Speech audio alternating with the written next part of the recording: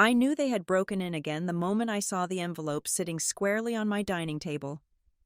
It was not food or a gift, but a note in my mother's handwriting that froze my blood. I met the building manager.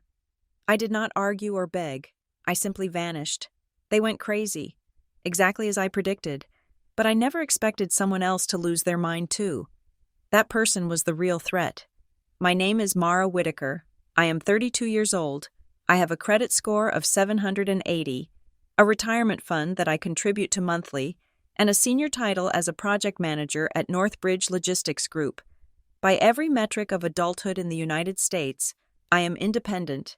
I pay my taxes. I sign my own lease. I buy my own groceries. But standing in the entryway of my apartment in Columbus, clutching the strap of my laptop bag until my knuckles turned white, I felt like I was 6 years old again, hiding in the closet of my childhood bedroom in the suburbs of Cleveland, waiting for the doorknob to turn. For most people, a home is a sanctuary. It is the one place where the mask comes off, where you can leave your dishes in the sink or walk around in your underwear without judgment. For me, my apartment had slowly transformed into a museum of my own life where I was merely the curator, and the board of directors was comprised entirely of my parents. I grew up in a house where privacy was treated like a dirty secret. In our cul-de-sac, just outside of Cleveland, love was measured in proximity. My mother, Diane, did not believe in closed doors. If I locked the bathroom door, she would pick the lock with a bobby pin just to ask if I needed a fresh towel. If I was on the phone, she would pick up the extension in the kitchen and breathe softly on the line until I hung up. My father, Gordon, enabled it with a terrifying calmness. He would sit in his recliner, reading the newspaper, and tell me that I should be grateful. He would say that in a world full of indifference, being watched was a privilege. They called it caring. I called it suffocating. When I moved to Columbus, I thought the distance would save me. 2 hours of highway driving seemed like an ocean. I picked an apartment complex that was modern, impersonal, and expensive. It felt safe. It felt like mine. But on the very first day, as I was unpacking the last of the moving boxes, my mother held out her hand. Her palm was open, expecting. She asked for a spare key. I remember the moment vividly. The late afternoon sun was hitting the beige carpet. She smiled, that tight, sweet smile that never quite reached her eyes, and said it was just for emergencies.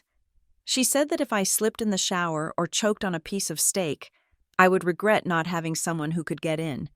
It was a morbid, ridiculous scenario, but her eyes dared me to contradict her.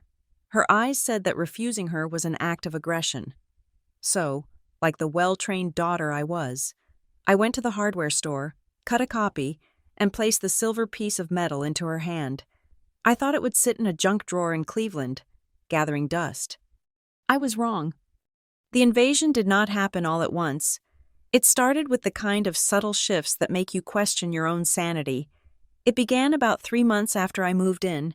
I would come home from a 10-hour shift at Northbridge. My brain fried from managing supply chain logistics and arguing with vendors, and something would feel off. The first time, it was the hand towel in the bathroom. I have a habit of folding my towels in thirds, a neurotic little quirk I picked up in college. When I came home that Tuesday, the towel was folded in half, just once, perfectly symmetrical, hanging over the rack. I stared at it for 5 minutes. I told myself I must have been in a rush that morning. I told myself I was tired. I rewrote my own memory to fit the reality in front of me, because the alternative was too unsettling to consider. Then it was the dishwasher. I load my silverware handle down. It cleans better that way. One evening, I opened the machine to grab a spoon, and half the silverware was handle up. I froze. I stood in the silence of my kitchen, the hum of the refrigerator the only sound, and felt a prickle of fear dance down my spine. I had not run the dishwasher in 2 days. Had I loaded it that way? Was I losing my mind? I started blaming my job. Northbridge was demanding. I was managing 3 major accounts, sleeping 6 hours a night, and running on caffeine. Stress does strange things to the memory. I told myself, you forget things. You go on autopilot. I convinced myself that I was the unreliable narrator of my own life.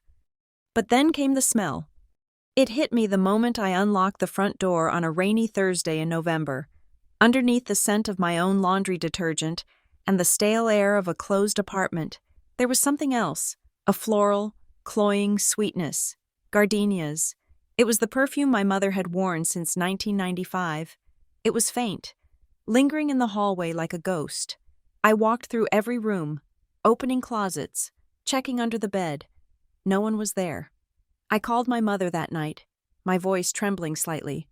I asked her if she had been in Columbus recently. She laughed. It was a light, airy sound. She asked me why on earth she would drive 2 hours on a weekday. She asked if I was sleeping enough. She told me I sounded hysterical. By the end of the call, she had me apologizing to her for asking. I hung up feeling small and foolish. That was the trap. They made you doubt your senses so that when the evidence became undeniable, you were already too weak to fight back. The breaking point was not a shifted towel or a ghost of perfume. It was a casserole. I came home 2 weeks later, exhausted. It was 7 in the evening. The apartment was dark, but on the kitchen island, sitting on a cork trivet that I kept in the bottom drawer, was a glass dish covered in aluminum foil. Beside it was a yellow sticky note. I did not need to turn on the light to recognize the handwriting. The loops were sharp, the pressure heavy. You work too hard. Dad and I worry you are not eating right. Just heat it up for 20 minutes at 350 degrees. Love, Mom. I did not scream. I did not throw the casserole against the wall. Even though the urge surged through my arms like electricity, instead, I felt a cold, heavy stone settle in my stomach. They had driven 2 hours each way. They had used the key. They had entered my home, my sanctuary, while I was at work. They had opened my drawers to find the trivet. They had probably opened my refrigerator to check my stock. They had breathed my air. I dialed my father's number first. Gordon was the rational one, or so he pretended. I needed logic. I needed someone to acknowledge that breaking and entering was a crime, even if you left a meatloaf behind. He answered on the second ring. His voice was calm, the sound of the television humming in the background. I asked him why they were in my apartment. I tried to keep my voice steady, professional, the voice I used when a shipment was delayed. He sighed, a long, weary sound that implied I was being unreasonable. He said that my mother missed me. He said they were in the neighborhood, which was a lie, as they lived 100 miles away, and decided to drop by. He said they wanted to do something nice. When I used the words privacy and boundaries, he cut me off. He did not raise his voice. He never raised his voice. He simply used the weapon he had sharpened over 30 years. He told me that we were family. He said that family does not have boundaries like strangers do. He asked me if I would rather they did not care at all. He twisted the narrative until I was the villain, the cold, ungrateful daughter rejecting a warm meal. He said I was making a mountain out of a molehill. But as I stood there in my kitchen, staring at the foil-wrapped dish, I realized it was not a molehill. It was a flag. They had planted a flag in the center of my life. I looked around the apartment. Suddenly, nothing felt like mine. The throw pillows on the couch looked slightly fluffier than I left them. Had she fluffed them? The magazines on the coffee table were stacked in a neat pile. Had she read them? The blinds were drawn to a specific angle. Had she looked out my window to see what I saw? I realized then that the issue was not the food. It was not the cleaning. It was the message.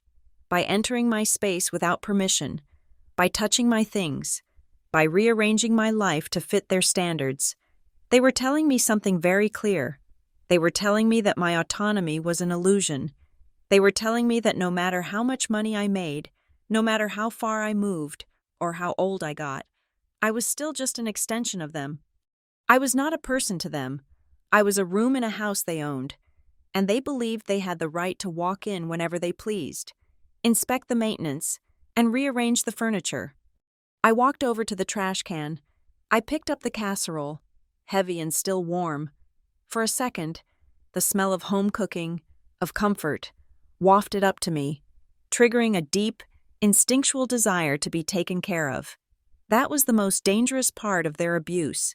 It tasted like love. I dropped the dish into the garbage. The glass did not break, but the heavy thud echoed in the silent apartment. I was not crazy. I was not forgetful. I was under siege. And as I looked at the front door, the deadbolt specifically, I knew that the piece of metal in my mother's purse was no longer a safety measure. It was a leash. I sat down at the table where the note still lay. "You work too hard." I picked up a pen and started a list. I did not write a thank you note. I wrote down the date. I wrote down the time. I wrote down unauthorized entry, object left, casserole, evidence of search, trivet removed from drawer. If they wanted to treat my life like a project they could manage, fine. But they forgot what I did for a living. I managed chaos. I tracked discrepancies, and I was about to audit my own parents. I waited until 9 o'clock the next morning to make the call. I was sitting in my car in the parking lot of Northbridge Logistics, watching the other employees filter through the glass doors. My hands were shaking, not from cold, but from a cocktail of caffeine and adrenaline. I needed to be professional. I needed to treat this like a vendor dispute, not a daughter pleading for boundaries. I dialed my mother. She picked up on the first ring, her voice bright and chirpy, as if we were continuing a pleasant conversation from moments before. I asked her directly if she had entered my apartment yesterday. I did not mention the casserole. I wanted her to admit the act, not the gift. There was a pause on the line, but it was not a pause of guilt. It was the pause of someone confused by a stupid question. She admitted it instantly. She spoke with the casual tone one might use to describe picking up milk on the way home. She told me she was in the area and realized I would be at work, so she stopped by to tidy up. I gripped the steering wheel. I reminded her that I did not ask her to tidy up. I reminded her that entering someone else's home without permission was illegal. She laughed. It was that same light, dismissive sound that made my stomach churn. She told me to stop being so dramatic. Then she said the sentence that snapped something brittle inside my chest. She said that since I was at work, the apartment was just sitting there empty. She said she was simply making use of the space to help me. I sat in stunned silence as she listed the things she had done, like wiping down the counters and fluffing the pillows, as if she were a property manager inspecting a vacant unit. The realization hit me with the force of a physical blow. To Diane Whitaker, my apartment was not my home. It was a space that only belonged to me when I was physically standing inside it. The moment I walked out the door to go to earn the money that paid the rent, my ownership evaporated. In her mind, an empty room was a vacuum that she was entitled to fill. I was not an adult with a private life. I was a tenant in a world where she held the master deed. I told her I wanted my key back. She went silent, then the tone shifted. The chirpiness vanished, replaced by a wounded, fragile whisper. She asked if I was really going to do this to her. She asked if I was going to punish her for loving me too much. I hung up. I did not scream. I simply pressed the red button and stared at the dashboard. A text message arrived 3 seconds later from my father. It read, "Call your mother. She is crying." I did not call. Instead, I drove to Cleveland that weekend. I told myself it was a tactical mission. I would go in, demand the spare key, and leave. I would not sit down. I would not eat. I practiced my lines on the 2-hour drive north on Interstate 71. I appreciate the food, but I need the key back. This is non-negotiable. But the moment I pulled into the driveway of the house I grew up in, my resolve began to dissolve. The house looked exactly the same as it had for 30 years. The lawn was manicured to within an inch of its life. The curtains were drawn. It was a fortress of suburban normalcy. I walked in, and the smell hit me. Lemon polish and pot roast. It was the smell of obligation. My mother was in the kitchen. When she saw me, she did not look angry. She looked tragic. She looked like a martyr who had been stoned by her own ungrateful child. She wiped her hands on her apron and offered me a drink. I refused the drink. I held out my hand. I asked for the key. My father walked in from the living room. He was wearing his weekend uniform, a polo shirt tucked into khaki pants. He looked at my outstretched hand, then at my face, and shook his head slowly. He told me to sit down.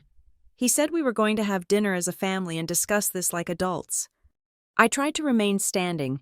I tried to hold my ground. But the gravity of that house was immense. It pulled at your ankles. It made you feel heavy and tired.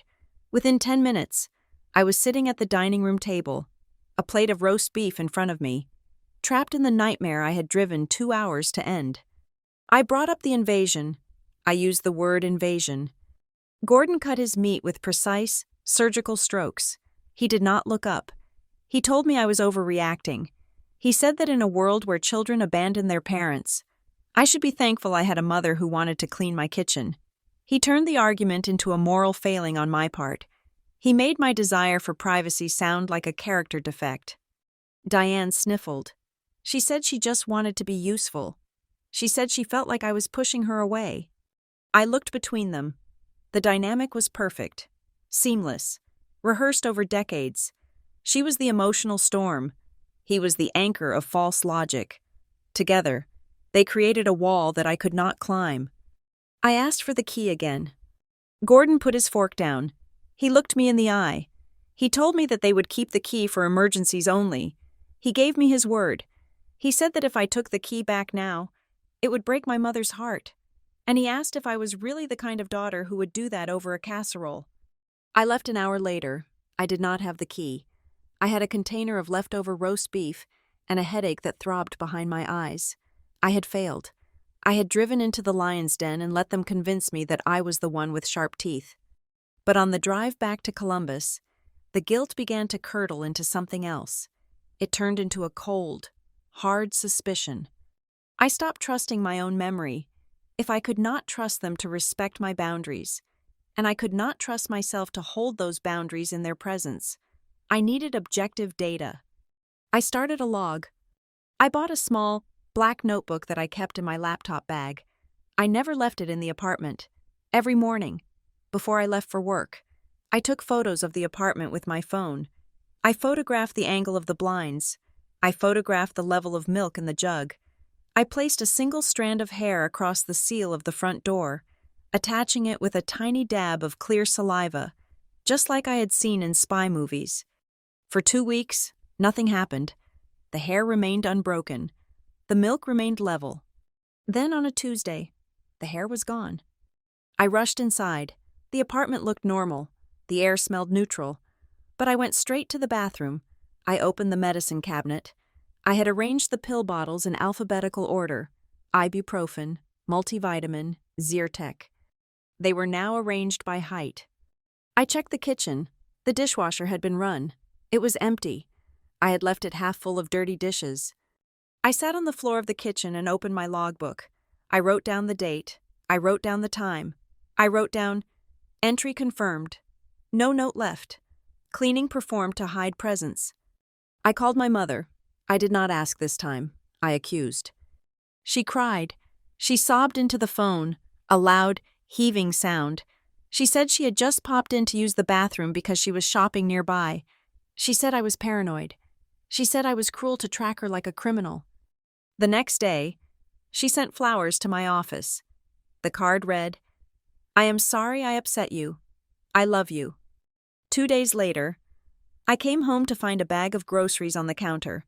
No note, just the silent presence of things I did not buy. When I called her that time, she was angry. She shouted that I was ungrateful.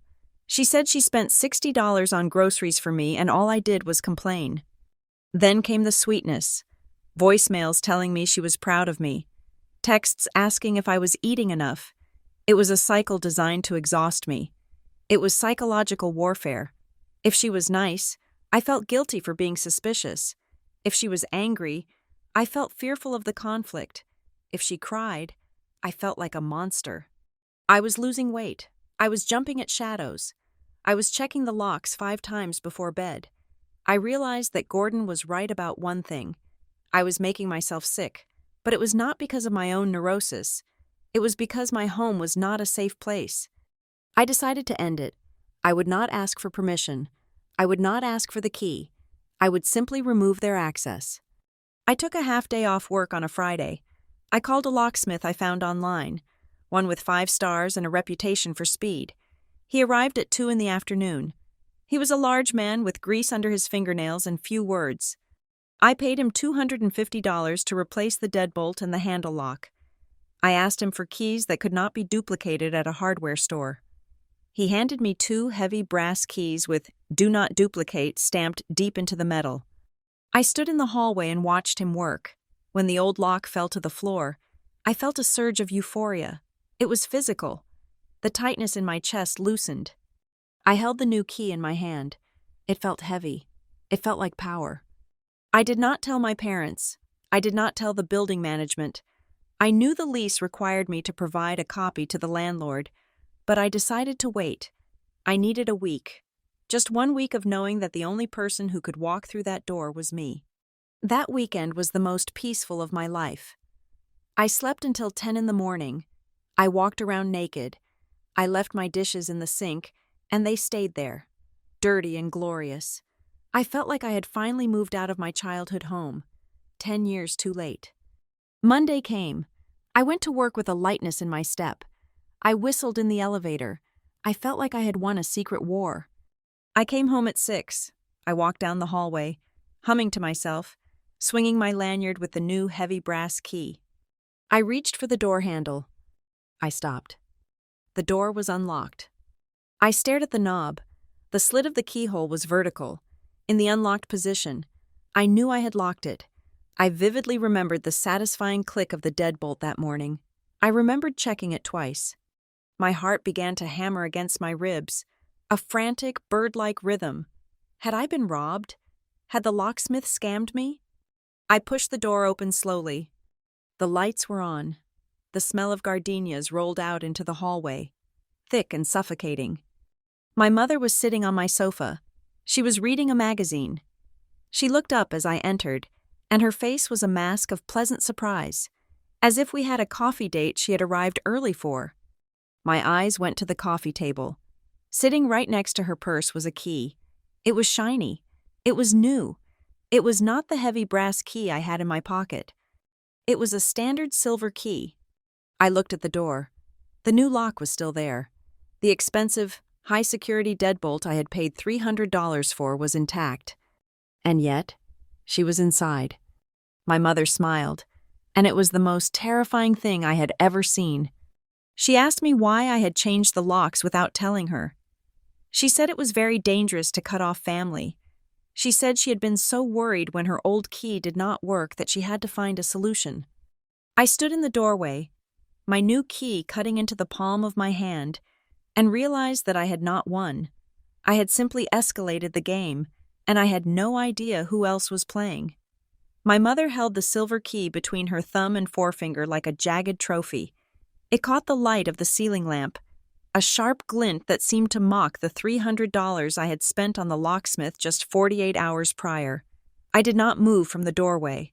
My hand was still gripping the useless brass key in my pocket, the metal biting into my skin.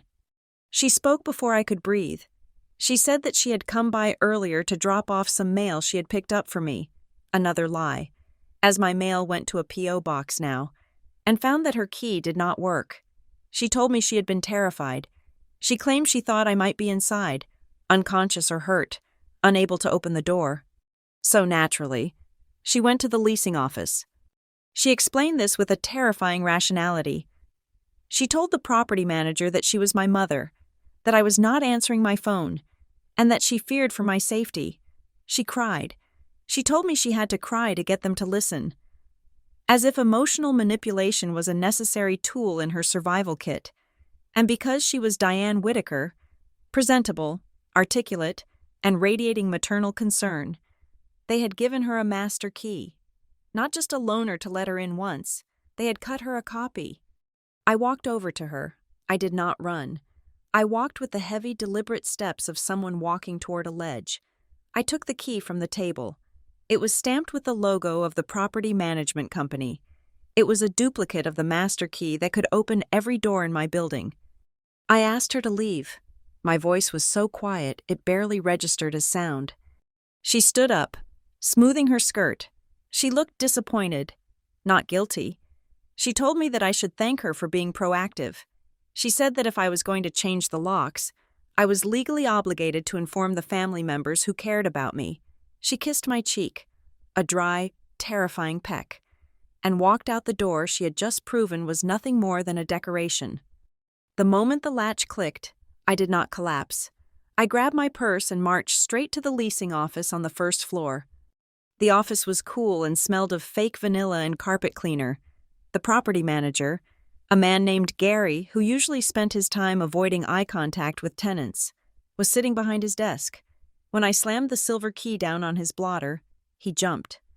I demanded to know why he had given a stranger access to my apartment. Gary adjusted his glasses. He looked annoyed, not apologetic. He told me that Mrs. Whitaker was hardly a stranger. He said she was my mother. He said she was listed as my emergency contact, which was true, a relic from when I first signed the lease and still believed in the concept of family support. I reminded him that an emergency contact is a phone number, not a co-owner. I reminded him that my lease stated only residents on the contract had right of entry. I told him that I had changed the locks specifically to keep people out, and he had undermined my security based on a few tears. He sighed, leaning back in his chair. He looked at me with a mixture of pity and condescension. He said that they only support families in crisis. He said my mother seemed genuinely distraught. Then he said something that made my blood run cold. He said that he did not actually cut the key himself. He said the assistant manager handled it because she seemed to know my mother personally. I froze. I asked who the assistant manager was. He gestured vaguely to an empty desk in the corner. He said she was new, a young woman who started last month. He said she mentioned she had met my family before. I walked out of the office with my head spinning. I did not know any assistant manager, but the implication was clear. My mother had not just charmed a stranger. She had found an ally. She had built a network. This was not just a breach of privacy. It was a conspiracy. I called my father from the parking lot. I needed to hear him say it. I needed to hear him defend this. Gordon answered on the third ring. I told him what happened. I told him that Mom had manipulated the building staff to bypass a legal lock change. He did not sound surprised. He sounded tired. He told me that I was making a spectacle of myself. He said that if I went around accusing management and fighting with my mother, people would start to talk. He said that if I made a formal complaint, it would go on my rental record.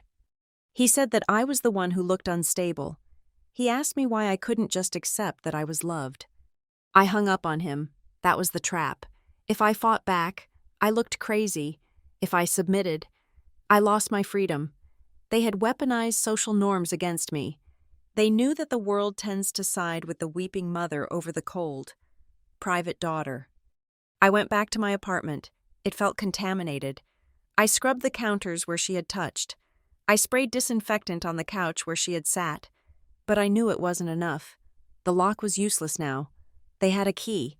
The management was compromised. I needed eyes.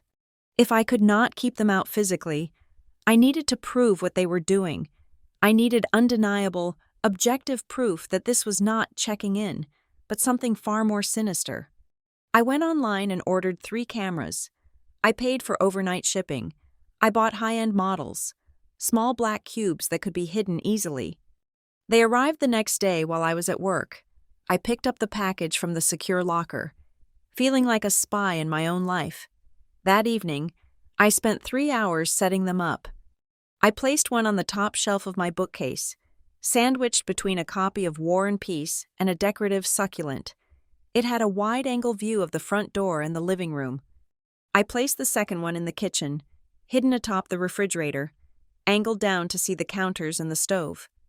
The third one went in my bedroom, disguised as a USB charger plugged into the wall facing my dresser. I connected them to a cloud server with a password that was 20 characters long. I set the alerts to silent mode on my phone so they wouldn't buzz if I was in a meeting. For 2 days, the feed was boring. It was just me, walking around, eating cereal, watching television. It was a depressing reality show with an audience of 1. But on Thursday, while I was in a budget review meeting at Northbridge, my phone screen lit up.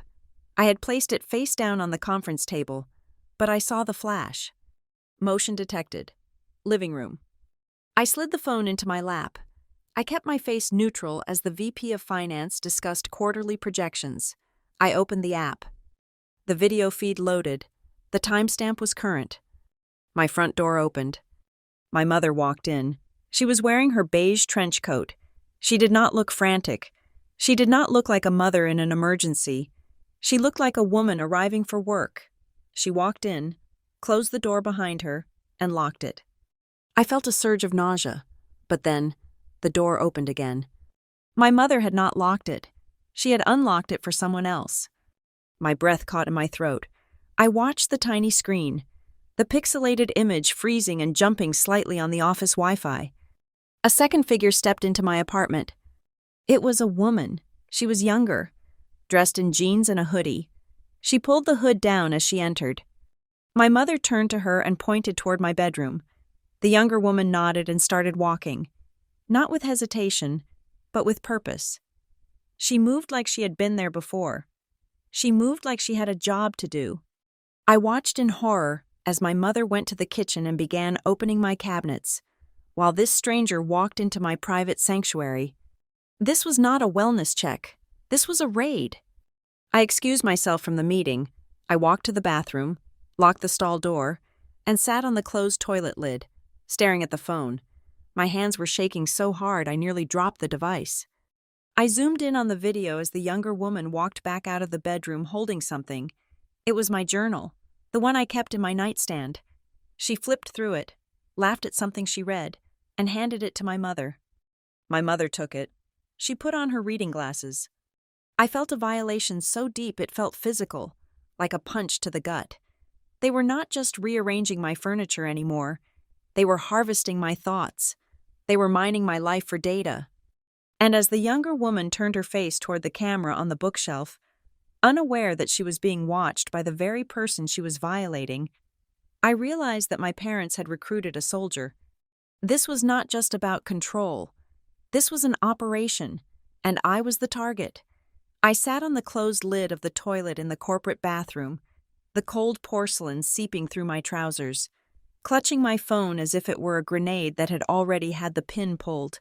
On the small, glowing screen, the horror was unfolding in high definition, buffered only by the office Wi-Fi connection. I recognized the intruder instantly. It was not a burglar. It was not a stranger. It was Tessa. Tessa was my second cousin on my mother's side.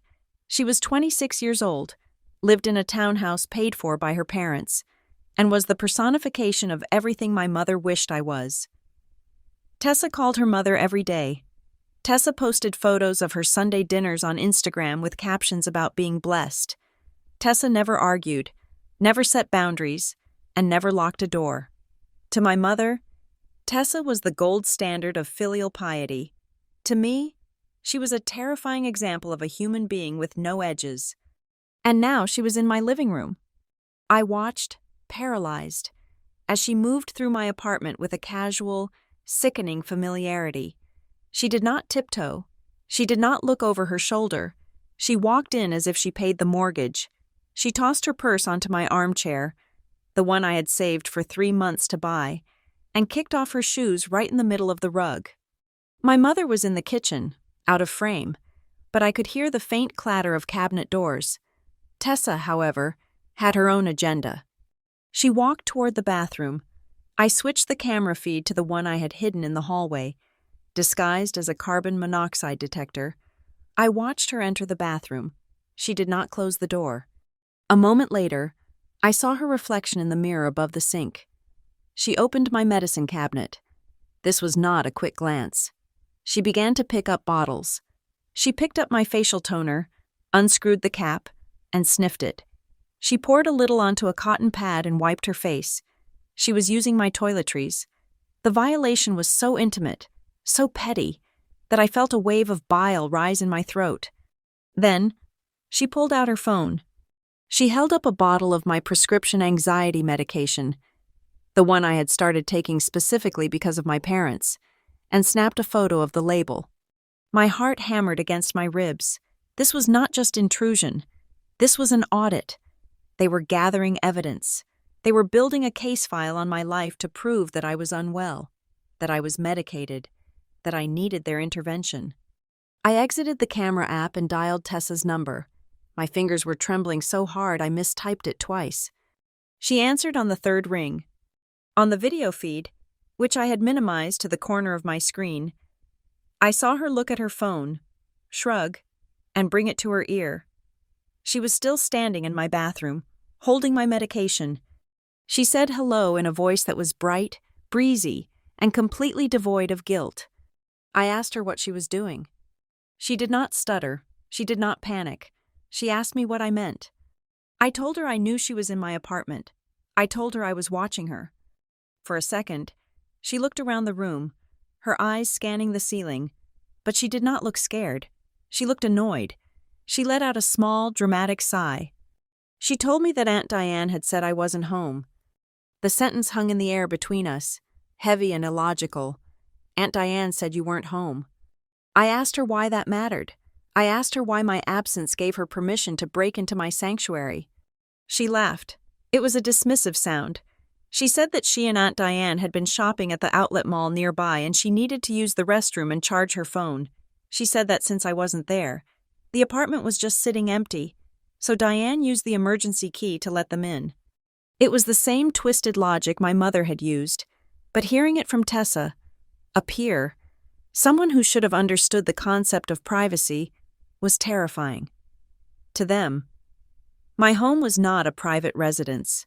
It was a family rest stop. It was a resource to be utilized. The fact that I was not physically present stripped me of my rights to the space.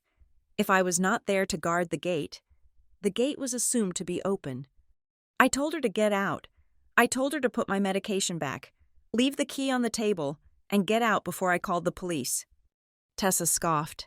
She actually scoffed. She told me I was being hysterical. She said that family helps family. Then she said something that made my skin crawl. She said that Aunt Diane was just worried because my apartment was so messy. She said they were doing me a favor by tidying up. I looked at the feed. My apartment was spotless. I had cleaned it 2 days ago, but to them, any sign of my independent life, a book on the table, a shoe by the door, was disorder. It was evidence of my failure to maintain control, justifying their takeover. I hung up on her. I called my mother immediately. Diane answered, and I could hear the sound of my own kitchen faucet running in the background. She was washing dishes that were already clean. I did not scream. I felt cold. I felt a deadly, icy calm settling over me. I asked her why she had brought Tessa into my home. Diane's voice was smooth, coated in that Teflon denial she had perfected over 30 years. She said that Tessa was family. She asked what the big deal was. She said Tessa looked up to me and just wanted to see where I lived. I told her about the photos. I told her I saw Tessa photographing my prescriptions. There was a pause. Then Diane said the words that confirmed my worst fear. She said that they just wanted to make sure I was taking care of myself. She said that secrets make people sick. They were not visiting. They were investigating. They were looking for cracks in my armor so they could pry them open and insert themselves deeper. They were building a narrative where I was the fragile, unstable daughter and they were the saviors. And Tessa was the witness they needed to corroborate their story to the rest of the extended family. I told her to leave. I told her if they were not gone in 5 minutes, I would press charges. Diane sighed, the sound of a mother exhausted by a toddler's tantrum. She said fine. She said they were leaving anyway because the energy in the apartment was very negative. I watched on the camera as they packed up. They did not rush. Diane dried her hands on my towel. Tessa finished charging her phone. They walked out the door with their heads held high, locking it behind them with the silver master key that I could not take back. I left work. I could not stay. I felt exposed, raw.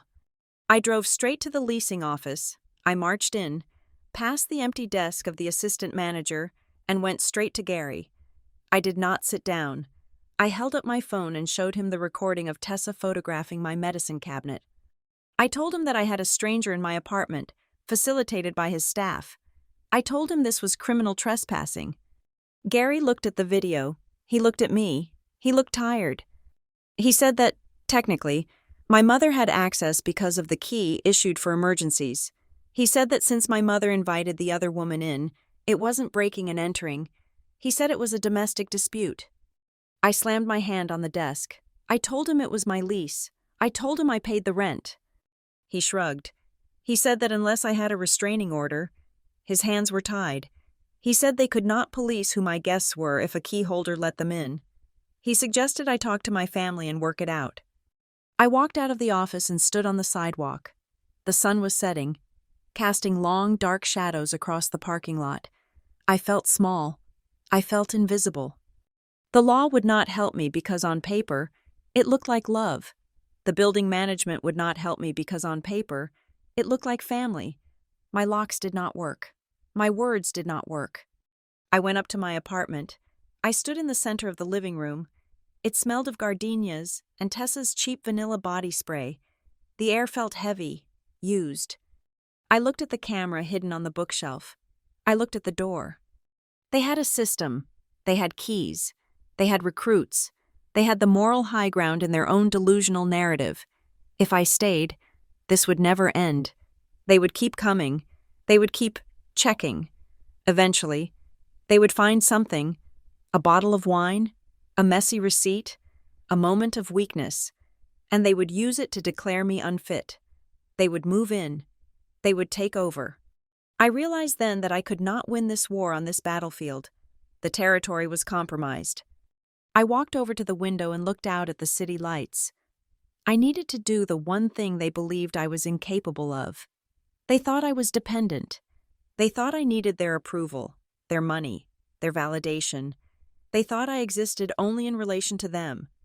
I needed to prove that I did not exist at all. I went to my closet and pulled out a suitcase. I did not pack clothes. I packed my documents. I packed my passport, my birth certificate, my social security card. I was not going to change the locks again. I was not going to file another complaint. I was going to vanish. If they wanted an empty apartment so badly, I would give them one. But this time, when they opened the door, there would be no secrets to find. There would be no daughter to manage. There would be nothing but the echoing silence of a girl who finally learned that the only way to win the game was to stop playing. I sat on the floor and began to plan. I needed to move fast. I needed to be precise. And most importantly, I needed to be silent. The next time they used that silver key, they were going to walk into a ghost story. The wind was the first thing I noticed. It was a low, hollow whistling sound that did not belong inside a climate-controlled apartment hallway. I stood at my front door, the heavy brass key, the one that was supposed to be my shield, warm in my hand. I had placed a rubber door jammer under the handle inside before leaving that morning, a crude secondary lock that no master key could bypass. I thought I was clever. I thought I had finally sealed the tomb. I unlocked the deadbolt and pushed. The door stuck against the jammer, just as it should have. I had to shoulder it open, sliding the rubber wedge across the floorboards with a screech. I felt a momentary surge of triumph. The system had worked. The door had held. Then I stepped into the living room, and the triumph turned into ice water in my veins. The air was freezing. My papers, the ones I had organized on the coffee table, were scattered across the floor like dead leaves. I looked up. The window was open. It was the large window facing the fire escape, the one I kept locked with a wooden dowel in the track. The dowel was gone. The heavy glass pane was shoved all the way up. The mesh insect screen had been popped out and was leaning casually against the wall, like a piece of unwanted art. The white sheer curtains were whipping violently in the night wind, snapping like ghosts trying to escape. I did not scream. I could not scream. The violation was so absolute, so physical, that it stole my voice. They had not just used a key this time. They had not just charmed a manager. They had physically broken in. They had climbed the metal stairs of the fire escape, pried open a window, and crawled into my home like burglars. I walked to the dining table. The wind had not blown away the heavy ceramic casserole dish sitting in the center. It was still warm. The condensation on the lid told me they had been here minutes ago. Maybe they were watching from the street right now. Beside the dish was a piece of lined notebook paper. The handwriting was jagged, pressed so hard into the paper that the loops were nearly torn through. "I know you are trying to provoke me." 7 words. No love, Mom. No enjoy the dinner. Just a direct, hostile accusation. By locking the door, by trying to keep them out. I was the aggressor. I was the one starting the fight. I pulled my phone from my pocket. My fingers were stiff. I dialed my mother. She answered immediately, her voice breathless, as if she were recovering from physical exertion. I asked her if she had climbed through my window. She did not deny it. She did not even hesitate. She told me that she had come over to drop off dinner and found the door jammed. She said she knew I was doing it on purpose. She said she knocked and knocked, and when the key would not turn, she panicked. I asked her if she realized she had committed a felony. I asked her if she realized she could have fallen. Her voice turned sharp, cutting through the static. She said that a mother's instinct does not care about windows. She said she had to make sure I was not dead inside. She called it a rescue mission. She twisted the narrative until her breaking and entering became an act of heroism. She told me that if I did not want her climbing fire escapes, I should stop locking her out. I hung up and called my father. Surely, the man who prided himself on logic, the man who cared about appearances, would draw the line at his wife scaling a building. Gordon answered.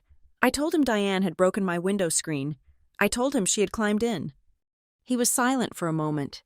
Then he sighed, a sound of deep, exhausted disappointment. But the disappointment was directed at me. He asked me if I wanted my mother to have a heart attack. He asked me if I wanted her to fall and break her hip because I was playing games with the door locks. He told me that I was forcing them to take extreme measures. He said they were only doing what they had to do because I was being stubborn. I lowered the phone. The realization hit me with the force of a physical blow. There was no line.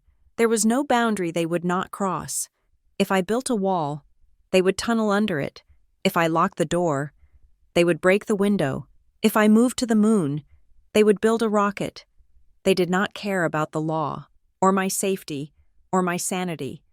They cared about winning. They cared about access, to them.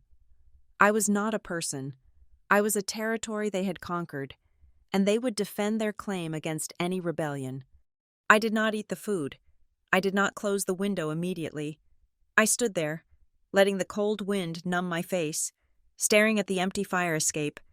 I felt unsafe in a way I had never felt before. This was not the annoyance of an overbearing parent. This was the behavior of a stalker. That night, I did not sleep in my bed. I pushed the heavy oak dresser in front of the bedroom door. I wedged a dining chair under the handle. I checked the window locks 3 times, and then I checked them again. I slept, if you could call it sleeping, on the floor of my closet, with my winter coat over me and my phone clutched in my hand, ready to dial 911. Every creak of the floorboards, every rattle of the wind, made my heart hammer against my ribs. I was 32 years old, and I was hiding in a closet like a frightened child, hunted by the people who had given me life. When the sun finally rose, gray and bleak, I knew what I had to do. The plan to vanish was no longer just a plan. It was an emergency evacuation. I called in sick to Northbridge. I did not care about the project timeline. I got in my car and drove to the other side of the city, to a neighborhood that was sleek, sterile, and expensive. I went to a building called the Meridian. It was a fortress of glass and steel. It had a 24-hour concierge. It had key fob access for the elevators. It had cameras in every hallway. I walked into the leasing office. I did not look at the amenities. I did not ask about the square footage or the view. I sat down across from the leasing agent, a woman with a sharp bob and a professional smile. I looked her in the eye and told her I needed an apartment immediately. I told her I had a stalker. I did not say it was my parents. I did not want to see that look of pity or confusion. I simply said I had a stalker who had broken into my previous home. I told her I was willing to pay 6 months of rent up front, in cash if necessary, but I needed a guarantee. I demanded a specific clause in the lease. I told her that absolutely no one was to be allowed up to my unit without my written, signed authorization, no verbal approvals, no emergency bypasses. I told her that if anyone claimed to be my family, my doctor, or the police without a warrant, they were to be turned away at the front desk. She looked at me, really looked at me. She saw the dark circles under my eyes. She saw the way my hands were trembling. She stopped smiling and nodded. She typed a clause into the digital contract. She turned the screen toward me. It read, "Strict no access policy. Resident requires written authorization for all guests. Front desk to deny entry to all unsolicited visitors regardless of relationship." I signed my name. The ink looked black and final. I paid the deposit and the first month's rent. It was $3,000, a significant portion of my savings, but it felt like buying a life jacket on a sinking ship. I took the new keys. They were not metal. They were black plastic fobs, encrypted and impossible to copy at a hardware store. I drove back to my old apartment, the one with the broken screen and the smell of my mother's perfume still lingering in the curtains. I had one goal now. I had to move everything I owned, everything that mattered, without them knowing. I had to strip this place bare and leave them nothing but a hollow shell. They thought they had won because they got in through the window. They thought they had proven that they could reach me anywhere. But they were wrong. All they had done was show me that I could not just leave. I had to disappear. I looked at the note on the table one last time. "I know you are trying to provoke me." I crumbled it into a ball and dropped it in the trash. They wanted a reaction. They wanted a fight. I was not going to give them either. I was going to give them silence, the kind of silence that is loud enough to break glass. The decision to vanish was not made in a moment of hysteria. It was made with the cold, hard precision of a supply chain audit. For the last 10 years, my life had been a series of reactions to their actions. They pushed, I pulled. They intruded, I hid. They manipulated. I apologized. I was done reacting. It was time to execute a strategy. I treated my departure like a covert extraction operation. Most people move with fanfare. They rent bright yellow trucks. They buy pizza for their friends. They post photos of cardboard boxes on social media with captions about new beginnings. I did none of that. Silence was my primary weapon. I did not hire a moving company. A moving truck is a billboard. It attracts eyes. It signals a timeline. Instead, I called the only two people in the world who knew the truth about Diane and Gordon without the sugarcoating of family values, Elena and Brooke. Elena had been my best friend since college. She was a lawyer, sharp and cynical. Brooke was a nurse who dealt with trauma patients. When I told them what happened, the window, the camera footage, Tessa, they did not ask if I was sure. They did not tell me to talk it out. They simply asked what time they should be there. We moved at night, for 3 consecutive nights, between the hours of 11 and 2 in the morning. We ferried my life out of the apartment in bite-sized pieces. We did not use the elevator for the big items. We carried boxes down the back stairwell, the one that exited near the dumpsters, to avoid the cameras I knew my mother had charmed the management into checking. We loaded Elena's hatchback and Brooke's SUV with military efficiency, books, clothes, documents, electronics. I left the furniture. I left the couch I had saved for. I left the bed frame. I left the dining table where my mother had placed that final, damning note. Furniture was heavy. Furniture was an anchor. I was willing to sleep on a mattress on the floor of my new fortress if it meant I could leave without a trace. I did not tell my aunt or my cousins. I did not update my LinkedIn profile. I went dark on every social media platform. I did not deactivate the accounts. That would raise a flag. I simply stopped posting. I let my digital footprint go stale. The administrative firewall was the next step. I drove to a post office in a different zip code, 120 minutes away from my new apartment, and rented a P.O. box. I set up a mail forwarding service that would filter everything through that box. If my parents sent a letter, a tracker, or another gift, it would end up in a metal box miles away from where I slept. I went into the settings of my phone and ruthlessly severed every connection. I turned off Find My Friends. I disabled location tagging on my photos. I changed my Apple ID password to a random string of 30 characters that even I had to write down to remember. Then came the hardest part: Northbridge Logistics. My parents knew where I worked. They had sent flowers there. They knew the receptionist. I scheduled a meeting with the Director of Human Resources. I did not frame it as a family dispute. I framed it as a security issue. I told her that I was dealing with a severe stalking situation involving estranged relatives who had a history of bypassing security protocols. I asked for my file to be flagged. I asked that if anyone called asking for me, even if they claimed to be my father, even if they said it was a medical emergency, the standard response was to be that the company does not give out information on employees. I asked to be moved to a desk away from the main glass entryway. I asked to have my name removed from the public directory in the lobby. The HR director looked at me with concern, but she saw the resolve in my face. She agreed. By the time I walked out of her office, I was officially a ghost within my own company. On the final night, the apartment was empty. I had hired a professional cleaning crew, not to get my deposit back, but to scrub my DNA from the premises. I wanted the place to be sterile. I wanted to erase the smell of my own fear. After they left, I did a final sweep myself. I walked through the rooms. The carpet still held the indentations of the furniture I had abandoned. The walls were bare. The closet was a gaping mouth. I went to the kitchen. I opened the drawer where I had kept the trivet. It was empty. I opened the refrigerator. It was clean, white, and cold. I took the bottle of gardenia perfume my mother had accidentally left in my bathroom 3 months ago, a subtle territory marker, and I threw it in the trash compactor down the hall. I listened to the glass shatter. It was a satisfying sound. I returned to the kitchen island. I placed the keys there. There were 3 of them. The original key they had given me, the useless brass key I had paid the locksmith for, and the silver master key my mother had used to invade my life. I laid them out in a neat row. I did not leave a note.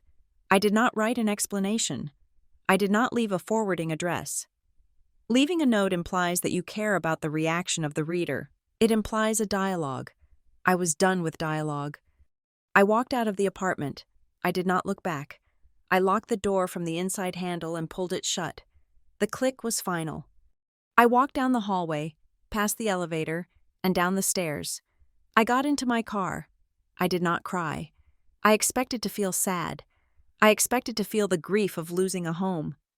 But as I drove away, watching the building shrink in my rearview mirror, I felt only a profound, dizzying lightness. It was the feeling of taking off a backpack filled with stones that you have been carrying since you were a child. I drove to the Meridian. The building loomed against the night sky, a sleek tower of glass. I pulled into the underground garage, waiting for the heavy iron gate to close completely behind me before I got out of the car. I took the elevator up to the lobby. The night concierge, a man named Marcus with broad shoulders and a serious face, nodded at me. I approached the desk. I needed to be sure. I introduced myself again. I told him that I had just moved into Unit 14B. I looked him in the eye and repeated the instructions I had given the leasing agent. I told him that under no circumstances was he to accept packages for me unless I was standing right there. I told him that if anyone came asking for Mara Whitaker, his answer was to be that he had no resident by that name. I told him that if a couple resembling my parents, or a young woman named Tessa, tried to talk their way up, he was to call the police immediately. Marcus looked at the desperation I was trying to hide, and he nodded. He told me that on his watch, nobody gets up without a fob. He told me to go get some sleep. I went up to the 14th floor. My new apartment smelled of fresh paint and silence. There were boxes stacked in the living room. My mattress was on the floor. It was stark. It was empty. It was lonely. And it was magnificent. I locked the door. I engaged the deadbolt. I checked the peephole. I sat down on the mattress and leaned my back against the wall. For the first time in 32 years, I was untethered. I had no address they knew. I had no keys they possessed. I had no secrets they could find. I knew they would find out eventually. I knew the moment they tried to use that silver key and found an empty apartment. The explosion would happen. They would call. They would scream. They would threaten. They would play the victim to anyone who would listen. But they would be doing it to a dial tone. I checked my phone one last time. It was 11:58 at night. I set the phone to Do Not Disturb. I placed it face down on the floor. I closed my eyes and listened to the hum of the refrigerator. It was the only sound in the world. I was not waiting for revenge. I was not plotting their downfall. I was simply breathing, in and out, my air, my lungs, my life. The war had started. But for tonight, the fortress was secure. And for the first time, the silence didn't feel like waiting for the other shoe to drop. It felt like the beginning of the rest of my life. The first 48 hours of my disappearance were characterized by a silence so profound, it felt like a physical weight had been lifted from my chest. I spent those 2 days in my new apartment at the Meridian, unpacking boxes and arranging my clothes in a closet that no one else had the right to open. I kept my phone on the kitchen counter, screen facing down, silenced but vibrating. I treated it like a Geiger counter, measuring the radiation levels of the fallout I knew was coming. For the first 2 days, the radiation was surprisingly low. My parents, in their infinite delusion, had not yet realized that the war had ended because the opponent had left the battlefield. On day 1, I received a text from my mother at 6 p.m. It read, "I hope you enjoyed the casserole. I want my dish back when you are done." It was a masterpiece of denial. She had climbed through my window, broken my screen, and violated my home. Yet she was texting me about ceramic cookware. She was resetting the board, pretending that the previous night's felony was just a minor domestic hiccup. On day 2, my father texted, "Your mother is still upset about the window. You should apologize to her. We are a family. Mara, stop being difficult." I did not reply. I did not feel the usual urge to defend myself.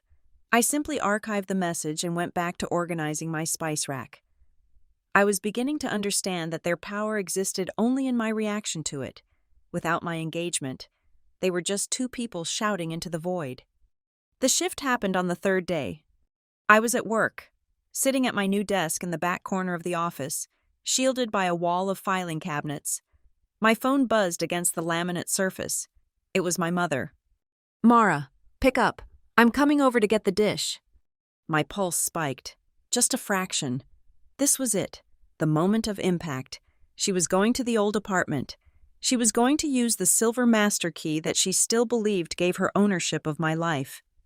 She was going to walk up the stairs, unlock the door, and expect to find me cowering in a messy living room. I did not answer. 10 minutes later, another text. "Where is your car?" Then another, 3 minutes after that, "Mara, answer me." The tone had curdled. It was no longer the passive-aggressive guilt of a parent. It was the sharp, panicked demand of a warden who realizes the cell is empty. I put my phone in my desk drawer and focused on my spreadsheets. I let them sit in that panic. I let them stand in the hallway of my old building, confused and powerless. For 32 years, they had made me feel like I was the one losing my mind. It was only fair that they finally tasted the same medicine. By the 4th day, the silence from my end had caused a nuclear meltdown on theirs. My phone, which I had ignored for the entire morning, was hot to the touch when I finally checked it at lunch. There were 73 missed calls, 40 from Diane, 20 from Gordon, 13 from numbers I did not recognize, likely neighbors or random relatives they had recruited into their hysteria.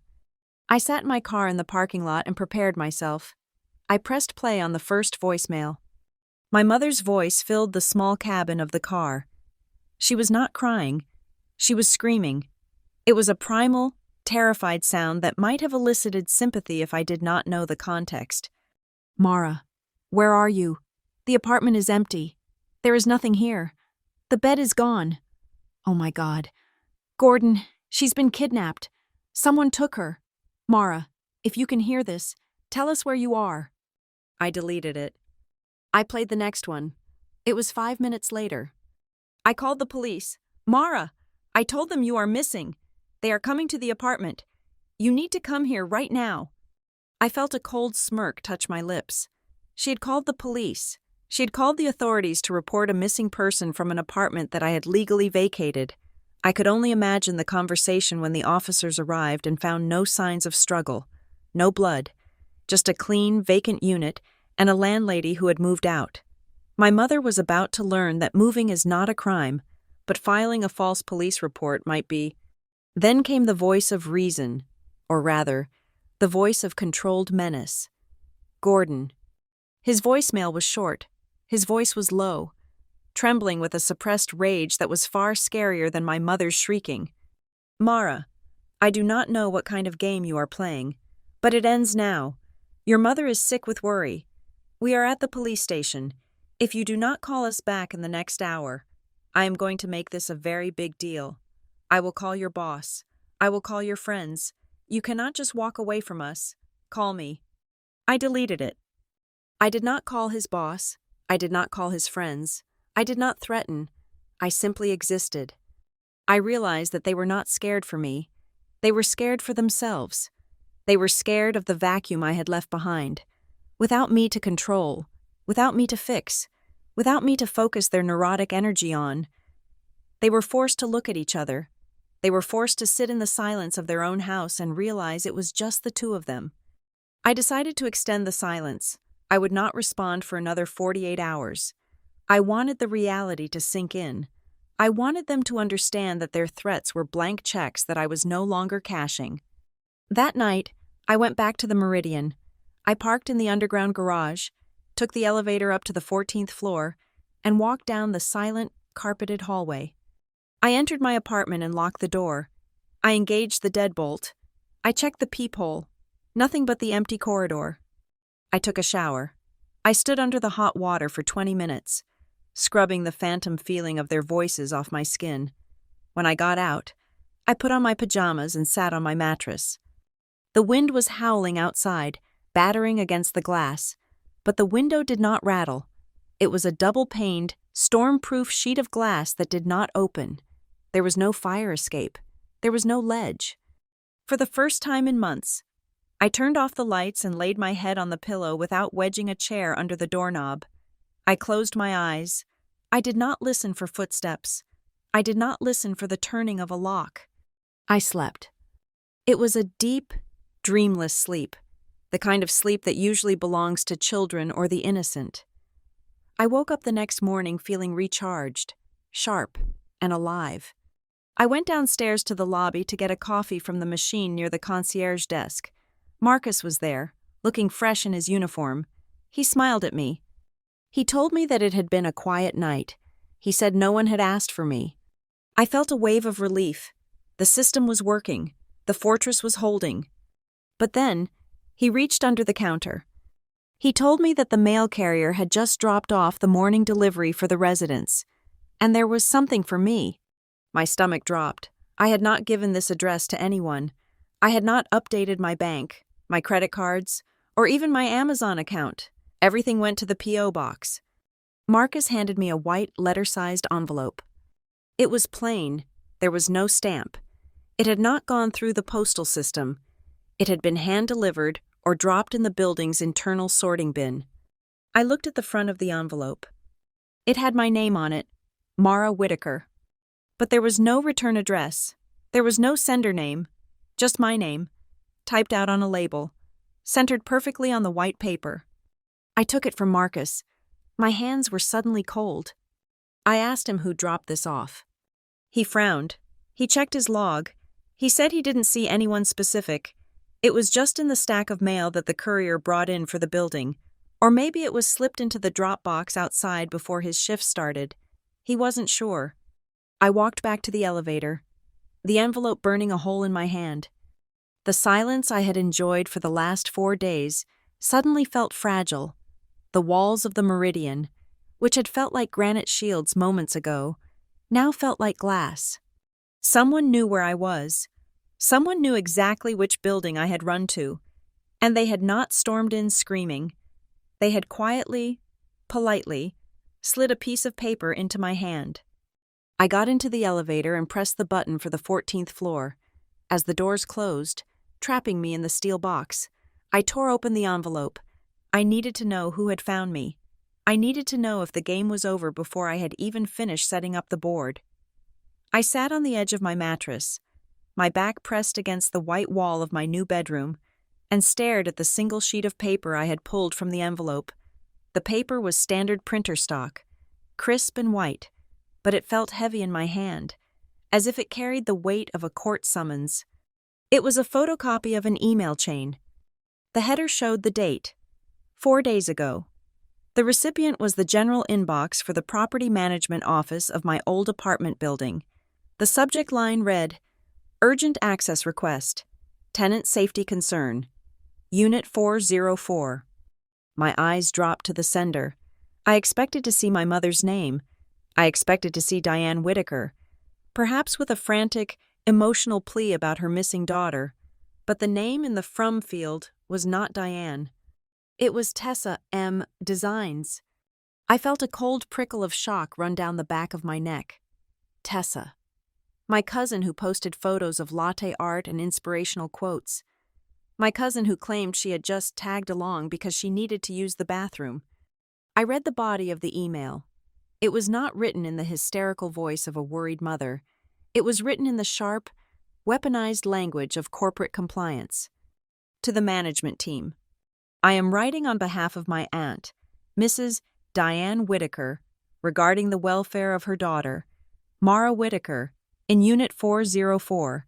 We have reason to believe that Mara is currently experiencing a severe mental health episode and may be a danger to herself.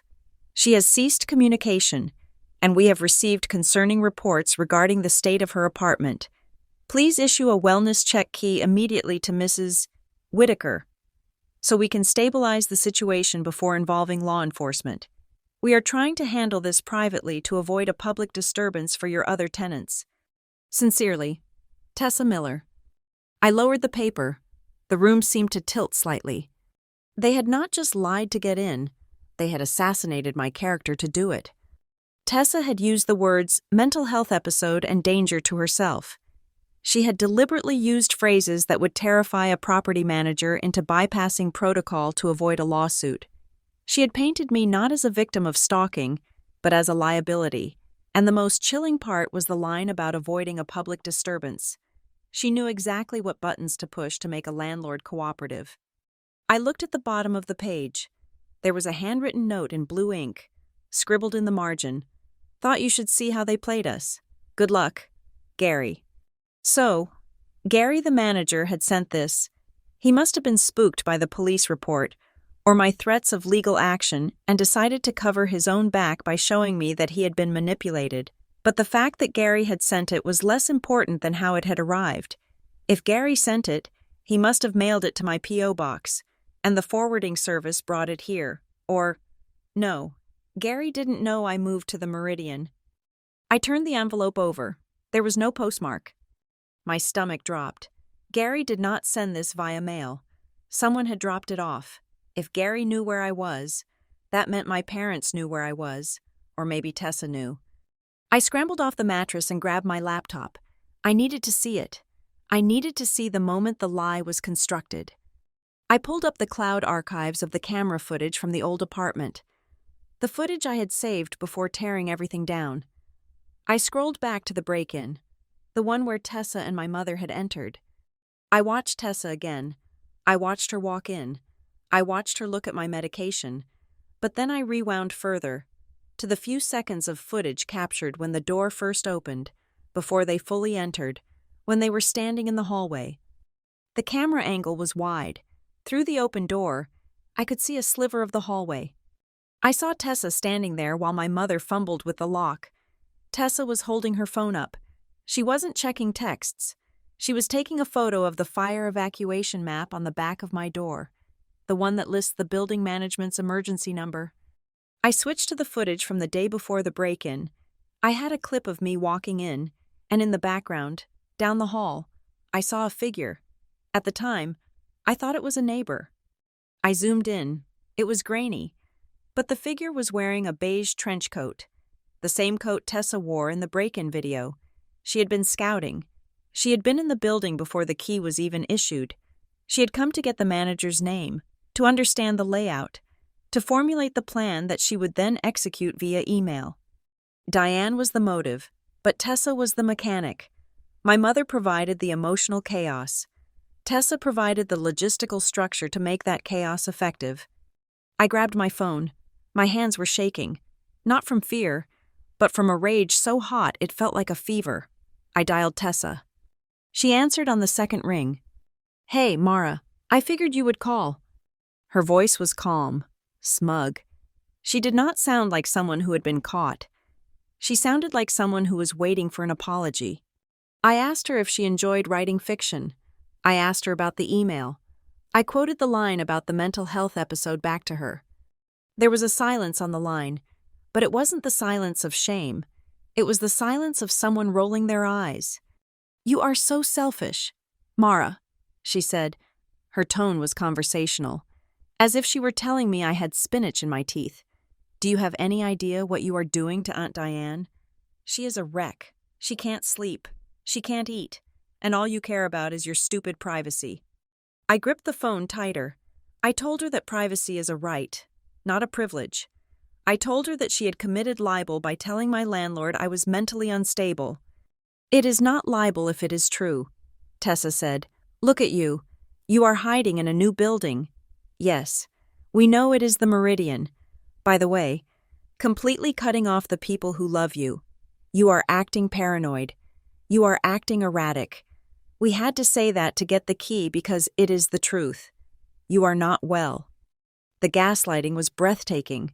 They had created a situation that forced me to act paranoid, and then used my reaction as proof of my insanity.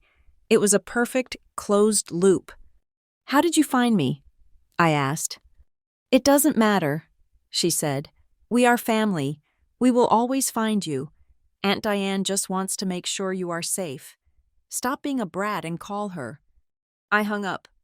I sat there for a long time, listening to the silence of my expensive, fortified apartment. They knew where I was. The Meridian was secure. Yes, the concierge would stop them. Yes, but they knew. They could stand on the sidewalk. They could send letters. They could call the police and show them that email, claiming I was a danger to myself inside this very building. The strategy of disappearing had failed because I had underestimated their network. I thought I was fighting two overbearing parents. I did not realize I was fighting a coordinated campaign. If I stayed hiding, their narrative would win. They would tell the police, my job, and my friends that I was having a breakdown. Eventually, someone would believe them. Eventually, a judge might even grant them guardianship if they painted the picture dark enough. I had to stop playing defense. I had to go on offense. I looked at the email again. Severe mental health episode. I needed to break that narrative, and I needed to do it in a way that humiliated them so thoroughly they would never dare to use it again. I unlocked my phone and dialed my mother. She picked up instantly. "Mara." "Oh, thank God. Where are you? We are so worried." I cut her off. My voice was ice. "I am done hiding." I said, "You want to see me? Fine, we meet." "Oh, honey." "Yes," she cried. "Just tell us the apartment number. We will come right over." "No," I said. "We meet in public, tomorrow at 10 in the morning. The Starbucks on 3rd and Main, the one with the glass walls." "Why a coffee shop?" she asked, her voice faltering. "Can't we just come to your home? We brought you some things. If you want to see me, you will be at that coffee shop," I said. "And listen to me carefully. You come alone, you and Dad. No Tessa, no cousins. And if I see one car following me afterward, or if you ask me for my address even once, I will walk out, and you will never hear my voice again." "Okay," she said. "Okay, we will be there. We just want to see you." She agreed too quickly. She sounded relieved, almost triumphant. She thought she had worn me down. She thought the pressure campaign had worked and I was coming back to the fold to apologize. 10 o'clock, I said. "Don't be late." I hung up. I spent the rest of the night preparing. I did not sleep. This was not a family reunion. This was a deposition. I connected my laptop to a portable printer I had bought for work. I printed the email from Tessa. I printed 3 copies. I took the video files from the cloud, the clip of them entering, the clip of Tessa photographing the medicine cabinet, the clip of the window break-in, and downloaded them onto a tablet. I made sure the files were available offline. I wanted them to see it on a screen larger than a phone. I wanted them to see the high-definition reality of their crime. I went to my closet and picked out my clothes for the morning. I did not choose sweatpants or a comfortable sweater. I chose my best suit. The charcoal gray blazer I wore to board meetings, the crisp white shirt, the heels that made me 2 inches taller. I was not going to walk into that coffee shop as their daughter. I was not going to be Mara, the little girl who needed her mommy to clean her room. I was going to walk in as Mara Whitaker, project manager, a woman who managed million-dollar logistics chains and fired incompetent vendors without blinking. I looked at the envelope one last time before shoving it into my briefcase. Severe mental health episode. I stared at myself in the mirror. My eyes were clear. My jaw was set. They wanted to play doctor? Fine. I was about to perform surgery. I was going to cut the cancer out of my life, and I was going to do it right in front of everyone, over a pumpkin spice latte. I arrived at the coffee shop at 9:45 in the morning. I chose a table specifically for its tactical advantage. It was right next to the floor-to-ceiling glass window, bathed in the unforgiving morning sunlight. There were no dark corners here. There were no shadows where a lie could hide. I wanted the world to see us. I wanted witnesses. If my parents decided to scream, or cry, or grab my arm, I wanted the barista making lattes and the college student studying biology to see exactly who the aggressors were. I placed my tablet face down on the table. Beside it, I placed the manila folder containing the printed email. I bought a black coffee that I had no intention of drinking. I sat with my back straight, my hands folded on the table, breathing in the smell of roasted beans and sanitized counters. I felt like a lawyer waiting for the opposing counsel to arrive for a settlement hearing. They walked in at exactly 10 o'clock. My mother, Diane, looked smaller than I remembered. She was wearing a gray cardigan that seemed too big for her, a calculated choice to enhance her frailty. Her eyes were rimmed with red, likely from a lack of sleep, but beneath the exhaustion, there was a sharpness. It was the look of a woman who had lost her grip on the leash and was looking for the collar. My father, Gordon, walked half a step behind her. He wore his stiff, protective expression, the face of a man who believed he was about to discipline a wayward child. They saw me. They approached the table. Diane did not say hello. She did not hug me. She pulled out the chair opposite me, sat down with a heavy sigh, and looked at me with eyes full of weaponized tragedy. She said that she had not slept in 4 days. She said she was physically ill because she was so worried about me. She reached across the table to touch my hand. I pulled my hand back. I did not do it aggressively. I simply moved it out of her reach, placing it on my lap. I did not apologize. I did not ask how she was feeling. I looked her in the eye and asked her a single question. I asked her why she entered my home. Diane blinked. The rejection of her physical touch had thrown her off script. She looked at Gordon, then back at me. She started the cycle again. She said that she was my mother. She said that when a mother feels something is wrong, she has to act. She tried to drown the question in a sea of sentiment. I cut her off. I asked her again, why did she enter my home when I was not there? Gordon leaned forward. He placed his elbows on the table, invading my space. His voice was low, authoritative, the voice that used to make me freeze when I was 16. He said that they had the right. He said that we were a family, not strangers, and that my obsession with boundaries was destroying my mother. He said I was acting like a petulant teenager locking her bedroom door. That was the moment. He had said the words, "We have the right." He had claimed ownership. I did not argue. I did not raise my voice. I simply reached for my tablet. I flipped it over, unlocked the screen, and pressed play. I turned the screen toward them. The video was clear. It showed my living room. It showed the timestamp in the corner. It showed the front door opening. I watched their faces. Diane went pale. It was not a gradual change. The color drained from her face as if a plug had been pulled. She was watching herself walk into my apartment. She was watching herself unlock the door for Tessa. She was watching the mundane, terrifying reality of her own intrusion played back to her in high definition. On the screen, Tessa laughed. She walked toward the bathroom. My mother opened a cabinet. Gordon stared at the screen. He did not blink. His jaw muscle jumped. Once, twice. He was seeing the truth stripped of their caring narrative. He was seeing two women breaking into a private residence. I paused the video right when Tessa held up my medication bottle. I asked them who that was. Diane's lips trembled. She tried to look away from the screen, but she couldn't. She stammered. She said that it was just Tessa. She said Tessa was just there to help carry things if they needed to clean. I reached into the folder. I pulled out the single sheet of paper. The email with the subject line, "Urgent Access Request." I slid it across the table until it rested directly in front of my father. I pointed to the signature at the bottom, Tessa Miller. I pointed to the paragraph claiming I was having a severe mental health episode. I asked them who taught her to do this. The silence at the table was deafening. The noise of the coffee shop, the grinding of beans, the chatter of customers, seemed to fade away. It was just us, trapped in the gravity of the evidence. I asked Diane if she told Tessa to write that I was unstable. I asked if they coached her on what words to use to scare the property manager. Diane looked up. Her eyes were wet, but the sadness was gone.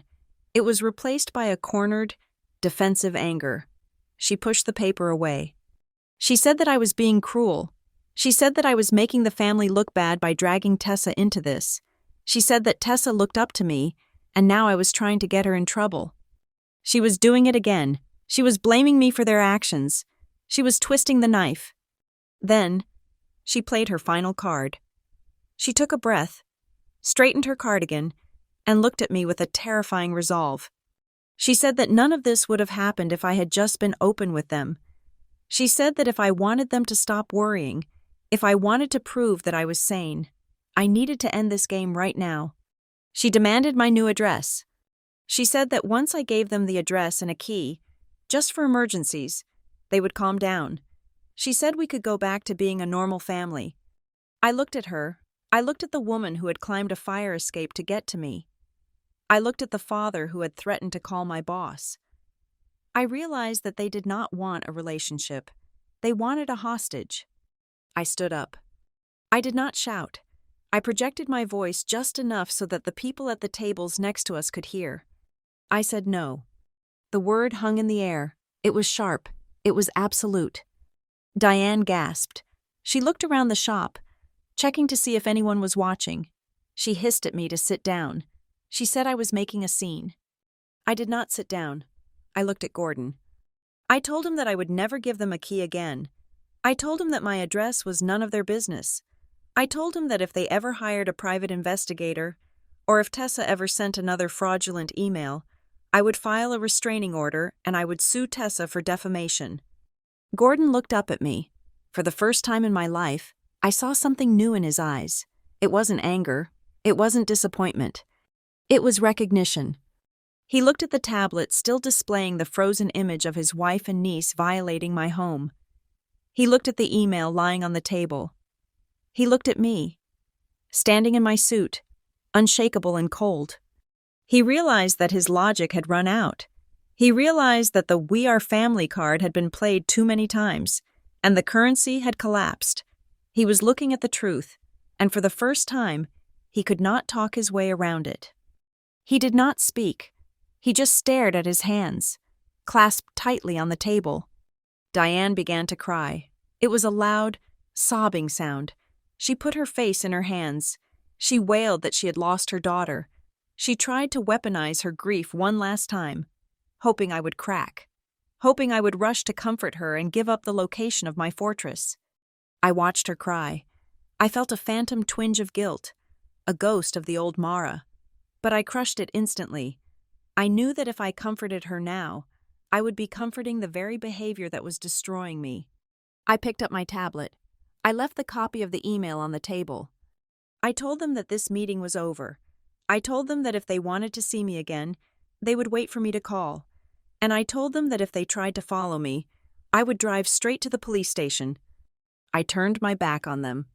I walked toward the glass door. I could hear my mother sobbing behind me, but I did not slow down. I walked out into the bright, blinding sunshine of the street. I did not look for my car immediately. I walked a block down the street, turned a corner, and then stopped to breathe. My hands were shaking now. The adrenaline was crashing. But as I stood there, watching the traffic flow by, I realized something profound. I had said no. I had shown them the proof. And the sky had not fallen. The world had not ended. I was still standing. I checked my watch. It was 10:15. The meeting had lasted 15 minutes. It was the shortest, most important 15 minutes of my life. I had fired my parents as the managers of my existence. I walked to my car, got in, and locked the doors. I checked the rearview mirror. No one was following me. The street was empty of beige trench coats. I started the engine. I was going back to the Meridian. I was going back to a home that no one could enter, and for the first time, I wasn't just hiding. I was living. I stopped with my hand on the cold metal handle of the coffee shop door. The adrenaline that had propelled me out of the chair was still surging through my veins, but a thought stopped me dead in my tracks. If I walked out now, I was leaving a vacuum. I was leaving room for interpretation. I knew my parents. If I left them with silence, they would fill it with their own noise. They would convince themselves that I was just throwing a tantrum, that I would cool off, and that they could show up at my office on Monday with a box of donuts and a non-apology. I could not afford to leave any gray areas. I turned around. Diane was still sobbing into her hands. Gordon was staring at the tablet, his face a mask of conflict. I walked back to the table. I did not sit down. I stood over them, casting a shadow across the scattered papers and the cold coffee. I told them that I was not finished. I told them that the days of ambiguous boundaries and guilt trips were over. I told them that from this second forward, we were operating under a new set of laws, and I was the only judge. I laid out the terms. I spoke slowly, enunciating every syllable. I told them that we were entering a probationary period. For the next 6 months, they were not allowed to call me. They were not allowed to text me. If they wanted to see me, they would email me a request. If I agreed, and that was a big if, we would meet in a public place for exactly 1 hour with no other family members present. Diane looked up, her face streaked with mascara. She started to protest. She said that family does not put family on probation. I cut her off. I told her that she lost the right to call herself family when she broke into my home. I told her that she was currently a security threat that I was managing. I told them explicitly, no keys, no drop-bys, no asking for my address. If I ever saw their car on my street, the probation would become a permanent estrangement. Diane let out a fresh wail. She looked at Gordon, pleading for him to intervene, to be the husband who fixed things. She said she was only doing this out of love. I leaned in close. I told her that stalking is not love. I told her that breaking a window is not affection. I told her that what she called mothering was actually a tactical campaign to dismantle my independence, and I was done being the territory she conquered. It was Gordon who spoke next. He cleared his throat. He looked at his wife, and for the first time, the united front crumbled. He admitted it. He said that he knew about the window. He said that on the night she climbed the fire escape, she had called him from the car, terrified that she had been seen. He said he told her to come home, but when she refused, he did nothing. He said he kept quiet because it was easier to let her invade my life than to deal with her anxiety at home. Diane stared at him. Her mouth fell open. She looked like she had been slapped. The myth of their shared concern, the story that they were in this together, evaporated. He had thrown her under the bus to save his own conscience. He had sacrificed my safety to keep his own peace. I looked at him with pity. I told him that his silence was just as violent as her actions. Then I dropped the hammer. I picked up the copy of the email from the table, the one Tessa had written. I told them that this piece of paper was not just a prop. I told them that yesterday afternoon. I had filed a formal complaint with the corporate headquarters of my old property management company. I attached the video of the entry. I attached the email. I told them that the regional director was horrified. I told them that Gary, the manager who gave them the key because he wanted to be helpful, was currently under internal investigation. I told them he would likely lose his job for violating tenant safety laws. Diane went white. She gripped the edge of the table. She whispered that she didn't mean for anyone to get fired. She said she just wanted to check on me. I told her that her intentions did not matter. I told her that actions have consequences in the real world. I told her that she could not cry her way out of a corporate lawsuit. Then I brought up Northbridge Logistics. I told them that I had flagged my personnel file. I told them that if they called my office, the receptionists had been instructed to log the time and the nature of the call and report it directly to security. I told them that if they tried to show up at my workplace, they would be escorted off the premises by uniformed guards. I saw the reality sinking in. They were realizing that I had built a wall they could not climb. There were no more soft spots. There were no more loopholes. Finally, I turned my attention to the invisible third party. I pointed to the signature on the email again, Tessa Miller. I told them to give a message to their niece. I told them that if Tessa ever came near me again, if she ever sent an email about me, or if she ever tried to scout my building, I would take the video of her stealing my medication and I would email it to every single member of our extended family. I would send it to her parents. I would send it to her employer. I would not slander her. I would simply show them the truth of who she was when she thought no one was watching. Diane looked down at her hands. The fight had gone out of her. The manipulation had failed. The guilt trips had failed.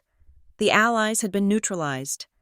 She looked up at me, and her eyes were empty of the frantic energy that had driven her for months. She looked tired. She looked old. She whispered that she did not know how to stop. She admitted it. She said that when she did not know where I was, she felt like she was dying. She said the control was the only thing that made her feel like a mother. It was the first honest thing she had said in 32 years. I did not hug her. I did not tell her it was okay. I simply nodded. I told her that she needed to learn. I told her that I loved them, but I did not belong to them. I told her that if they wanted to be in my life, they had to learn to stand outside the door and wait for an invitation. And if that invitation never came, they had to learn to live with that too. I turned around. I walked out of the coffee shop. This time, I did not look back. I drove to the Meridian. The city was bright and loud around me, but inside my car, it was quiet. I felt a strange sensation in my chest. It wasn't happiness. It wasn't joy. It was the feeling of a heavy machinery shutting down. The constant, low-level hum of anxiety that had been the soundtrack of my life was gone. I parked in the underground garage. I took the elevator to the 14th floor. I entered my apartment. It was still empty of furniture, but it was full of light. The sun was streaming through the floor-to-ceiling windows, illuminating the dust motes dancing in the air. I walked to the door. I turned the deadbolt. Click. I engaged the secondary lock. Click.